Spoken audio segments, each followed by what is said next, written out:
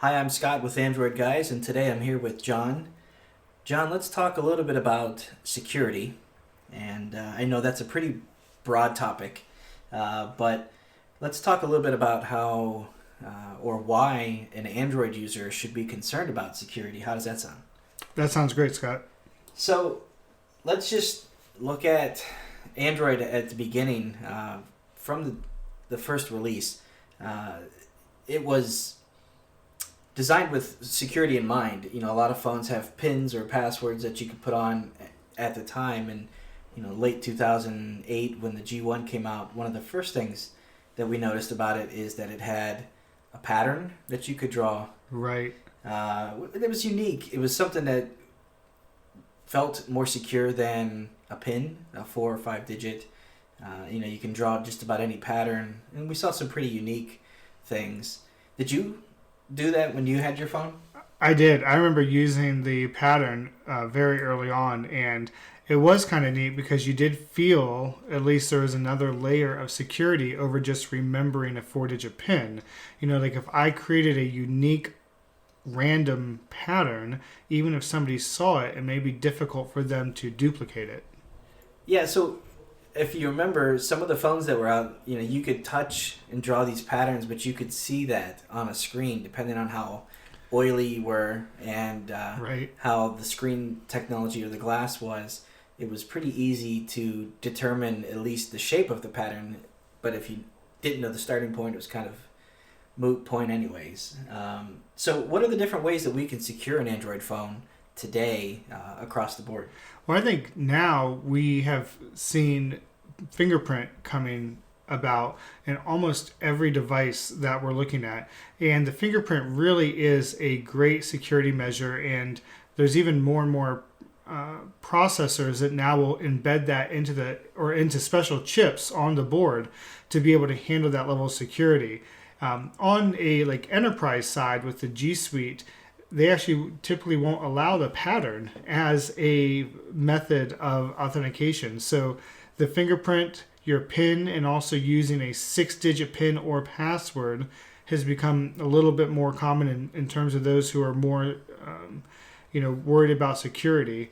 The front-facing camera, that's something that has a lot of people up and down on. But what we have seen is studies have shown that if they take a picture of somebody or even a identical twin, it typically does not go off because also like Windows Hello will use also a depth of field with it. And so it's looking at IR, it's looking at some of the other functions within the camera to actually get the face recognition. So we have found it has been fairly secure. So do you feel like that's kind of Google and other players moving the conversation forward, making things more secure because consumers don't know the risks or aren't being secure enough and just putting a PIN number or a pattern? Yeah, I think so. I think Google has a responsibility to secure data, but we also know that most people, we don't like security because it's inconvenient. And so if they're able to make it simpler, make it easier for mass adoption, I think that's just good for everyone. And so as they are able to find, and other companies are able to find ways to make security easier, make it less invasive, like the Pixel phones put the finger right in the back of the phone. Some of the other LGs, I think it was, that did that, or even the fingerprints down at the bottom or embedded into the glass. It makes it easier to set up that authentication. And when you set your phone up too, it's bugging you, it's asking you, hey, set this up right now, instead of having the user do it later because they're probably not going to. Right. Well, and for me, I don't think of the fingerprint reader as a layer of security in the way that I used to think of a PIN or a pattern. It just becomes like the most secure way to unlock my phone, and that's changed. A couple of years ago, I looked at it more like this is a highly detailed security method, but now it's more of a it's much quicker. Right. To pick up a phone, I grab it with my finger on the scanner, and I can pick it up, and when I flip it over, it's unlocked. So fingerprint to me, that was something that was kind of instilled into Android from some of the handset makers, but then it became a platform level thing, I believe, in Android 6.0. So now it's just one of those things that's always there. And if you kind of get in that mindset of, I need to secure this as I'm setting up this new phone or new device, it just becomes security, not more of a peace of mind, not a gate that you have to get past. So, when you set up your phones, you have, primarily for Android, you're putting a Google account in there or some type of account. Google has their hands in everything. They have not just with Gmail, but you also have your Google Docs. You've got YouTube accounts.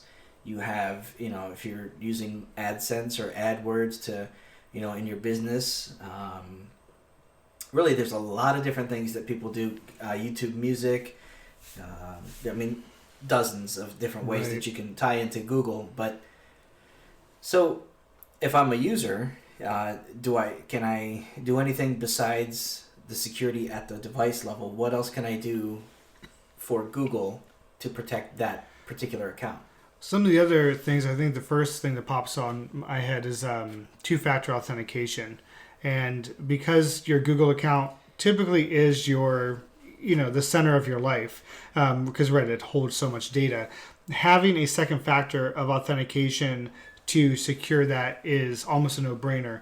But sadly, we found even there was a security researcher this year from Google who said only 10% of Gmail accounts have two-factor authentication enabled. So that is something that I feel it's very simple to do. It's only a handful of steps. And again, Google's made it very easy to do that. And maybe just to talk about that for a moment, you can go into, you click on your photo and like your avatar, and then you can go to your account and security, and you can set up 2FA, two-factor authentication. So before you get any deeper, what does that mean, two-factor? Yeah, so your first factor of authentication is your password, where we talked about your fingerprint on your phone. So that is one way or one gate to get through to your data. So you have your first step, the first way to enter in all your information, kind of like popping open a briefcase. You would have your two codes on both sides. You pop it open. That was your first layer. But if you had an envelope inside that maybe had an additional lock pad on it or something else, that would be your second layer of authentication. Something else you need to know, or like a decipher you need to know to pull up the code, right? So that is a second step, and this is where it's really handy. Say, unfortunately, you've reused your password somewhere. A lot of people will use the same password. So their Google password they may have reused for Netflix, or they may have reused for some other account. But what if that other account has been compromised? What if there's been a breach at that website or that service? Well, now that person has your username and your password. So they have the keys to all of your Google data. And so that's all they would need is that single key, that password, to get in. With the second factor of authentication, not only do you need the password, but you also need something else to be able to authenticate your account. So if you sign into Google, say somebody gets it from another state, another country, they sign in as your name and your password, and they are presented with a second form of authentication. And without that, your Google account is safe. So if you see people that say, well, my account was hacked, it's commonly, you hear that a lot. You hear people say, oh, my Facebook wasn't hacked. Are they really hacked? No. Most of the time, I would say the vast majority of the time, most people are never, ever hacked. Nobody is targeting them to hack into their account. What's really happened is somebody has their password, or somebody's guessed their password. I'll tell you just a quick thing of passwords. Most passwords are 8 characters plus 2 numbers, and then a symbol at the end. And so you can really dumb down what somebody's password is. Probably has their address in it, the date that they were married, the date that they were born, the street that they lived on, one of their pets' names, one of their kids' names, or even we've just saw this year for, I don't know, 20 years running, Monkey is always in the top 10. Right. So, people have these really, really bad passwords. And if you have a really bad password, it's really easy to guess. If it's a word in the dictionary, it's pretty easy to guess. And so that makes it a lot easier. So, yeah, hacking an account really is only for targeted individuals, meaning somebody is really out to get your information, but not for most of us. So if somebody does guess my password, the 2FA or two-factor authentication is a way of saying, okay, now guess this password. Right, exactly. And so, and there's ways, even when we talked about like the, being breached, like if there was a breach out there and there's somebody did access your password, there are websites you can go to. I can't like give, my full support and backing to these, but like haveibeenpwned.com is one. I use LastPass for password management. And if you have an account there, you can also look up all your email accounts and see if they've been a part of any breaches, which is a good idea to know maybe it's time to change my password. So do you change password? Yeah, so one of the old rules of thumb, even like if you've used like a Microsoft computer for work, like in a business, the default is to change it every 90 days, and that's just kind of default domain policy for a computer network. But what we've found is folks, when they have to change their password every 90 days, they make really, really bad passwords because nobody wants to remember them. They add another number to it, right? Or they just move it up in one line. Exactly. It's better to create a really, really good password. And if you know there's been a problem, if you know there's been a breach, if you hear something online, change it. Don't reuse the same password. It's so easy to do that, though. Right. But you can there's password managers out there, which we can talk about, another time to help you do that. But, if you do once a year, that's not a bad time either. But the most important thing is to make good passwords and to not reuse them. And if you know that there's been a breach, if you know there's been some reason that may have been compromised, or if you've had to share it with somebody for some reason, it's always a good time after that to change it. Right on. So you started to talk about Google Authenticator. Is this basically a website that we go to, an app on our phone? Talk a little bit about what that is. Google Authenticator is an app that you can download onto your phone. And what it does is it scans a QR code on a site, and it will prompt you with a 6-digit readout that changes every 30 seconds.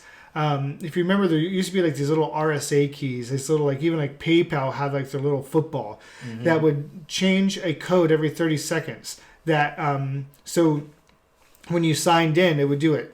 So it would give you that two-factor authentication. So Google has this, and for all of your Google accounts, even like some domains like DigitalOcean, Amazon, Evernote, Zoho, LastPass, all those folks, they have two-factor authentication that works with Google Authenticator. So like if you go to like your Google account, you sign in and say, I want to use a Google Authenticator. It puts a little QR code up on your screen. You scan it, and it gives you 6 characters. So it's all right, put in your code, 520150, and it authenticates it. And then every time you sign in from a new machine, or every 30 days, it'll ask you to re-verify yourself by putting in that code. And that is a really easy downloadable app that you can use that is not just for Google products, but for a lot of products across the web. So I know, like, for instance, online, a lot of people like to, well, maybe a year ago, more so than now, but purchasing cryptocurrency, a lot of the exchanges, they almost force you to do that. So that people aren't guessing your password. You have to use a second factor, and a lot of those default to Google Authenticator. So if you're at all interested in backing up your Google account and keeping it behind another layer of security, check that out. It's a free app in the Play Store. You can get it for iPhone as well. Are there other authenticators that people should be concerned with? Yeah, so there are some other ones that are really, really helpful. Google has another one just for their own product, and it's a Google prompt. This, to me, is the no-brainer for somebody who just does not want to mess with security. You sign into your account, one of your phones that is signed in under your name, a drop down will pop up, says, "Did you just sign in?" You say yes, and you instantly on your computer, your Chromebook, your whatever, you're signed in and you're ready to go. It makes it really easy. Much like if you've used iOS devices, you can authenticate from other iOS devices or other Apple devices. It's the same sort of feel on Android where the prompt comes and it's easy. That I like a lot. On Facebook, that's another, they have their own code generator. So if you sign into a website, it's a little bit of a pain to get to personally. I would probably use the Google Authenticator instead, because you have to go into the Facebook app on your device, go to menu, like scroll down to your code, click on it, and then get it. So it's a little bit more annoying to get to. LastPass also has an authenticator. Microsoft does. So there's a handful of folks out there who use the authenticators, but also, even when you talk about like the cryptocurrencies, there's always has like the backup passwords, your backup codes. You can print out like 5 or 10 of them. Evernote has your backup codes. Google has backup codes, and so those are like 10 codes. And they say, don't store these online. Don't store these in these locations, because they know that's your backup. That's your second. That's your backup code. That's your second factor. So they don't want that to be compromised. So these are other codes that are basically, they give you a one-time list of 5, 10 codes or whatever. And if you don't have access to the Google Authenticator on your phone, or if you're offline, you don't have a way of verifying it through the app. These are basically one-time disposable codes, but they're unique. It's a 6-digit number that's you're only prompted once you get past the first layer of the password. So right. So anybody that's listening to this podcast, from obviously the more tech savvy people who have been at this for a while, they tend to know these things or maybe take for granted. If you're a brand new Android user or somebody who's getting into their first smartphones, you've got kids, it's Christmas time, you're going to be getting maybe some new devices under the tree. What level of security do you think they should take? Is this something that's like, no, that's not for me, I don't have anything that's important? So I put on, even on a shared family account, I put in 2-factor authentication. And the reason why is usually when you sign up for a new Google account, or even any Yahoo accounts, all this other stuff, you may always remember, if you think about it, you are putting in a backup email address, right? And so every once in a while, you may get an email from something that says, hey, somebody just signed into your Gmail account or this other Gmail account, but it's not yours. I have one like my father-in-law, my mother-in-law, when they forget their password, I get a reminder email that says, hey, this person forgot their password. Well, some of those things are linked. And, then somebody who may get into one account may see, oh, well, this is a secondary account obviously related to this person. This may be somebody I want to go after, maybe somebody I want to look at. Even if you don't have a lot of data on there, Google grabs more data than you. I think everybody knows they track everything. Amazon tracks everything. Target tracks everything. Right. There's so much tracking. If you go to google.com/dashboard, I forget what that URL is. That kind of gives you all of your stuff, everywhere you've been, everything that you've looked at. You can see there's a lot of information that's out there that people can see about you. And so I think even if you kind of have a dummy account that your kids, like, they have a Google Home, set up, all those searches that your kids are doing, or that that you are doing, your spouse is doing, or whatever, like, that's all getting logged. And to me, that in and of itself is enough reason to do it, because while you may or may not trust Google and all the big tech companies out there, I think they do have a responsibility. But if you have a bad actor who goes Right. out there to grab it, those are the people I really don't want to have it. Right. So yeah, it is google.com/dashboard, and when you pull it up, it shows you all the services that you have and where your account is basically linked. And some of the other ones to keep in mind are your calendar, your Google Play. Like if you've got something set up to automatically pay for apps, games, movies, if somebody gets in there and they know that, they can do that. They can log in, charge up a bunch of stuff just to be a jerk. right, even on the family account, Right. and that's one of your family that they have authentication to your credit card. Yep. Maps. If you have specific places set up, friends, family, work, if you have that stuff, anybody that wants to get in and maybe social engineer or kind of pull some, read the tea leaves of different things of who you are and what kind of a person, where you are, that's all hidden or basically behind the Google login. So you definitely want to get in there and do something to secure yourself as much as possible. And the sooner you do it, the better, because then it becomes routine and habit and not something that you think about, that it's just kind of, it's nice to get that email. I'm the same way with my son. When he gets a different device or we log into a different phone or something that we're using, like a tablet, we log in and it prompts me. I know exactly when he's logging into something new, or somebody else logs in. My wife gets a notification every time somebody logs into Netflix. There's a lot of that stuff that just says, hey, are you sure that's you? And it might be a pain in the butt to get those emails once in a while, but it's a lot nicer than getting the one that says your password has been changed and you can't get into it. So definitely recommend do something to secure yourself, a two-factor or secondary, strong passwords. Some of that sounds really cliche and stupid, but it's true. People are dumb. People are not using the right passwords. You mentioned, 8 characters, numbers. What would you say, and we'll wrap it here, how would you, and this is different for every place that you go to log in. Some will ask for a case sensitive, must use an uppercase, certain characters are not allowed.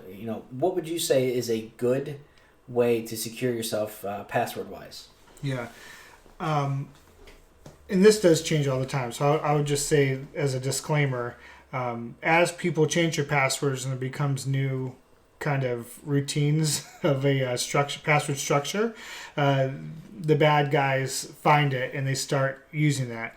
But because most people start with 8 characters, 2 numbers, and a symbol, if they need to, flip it.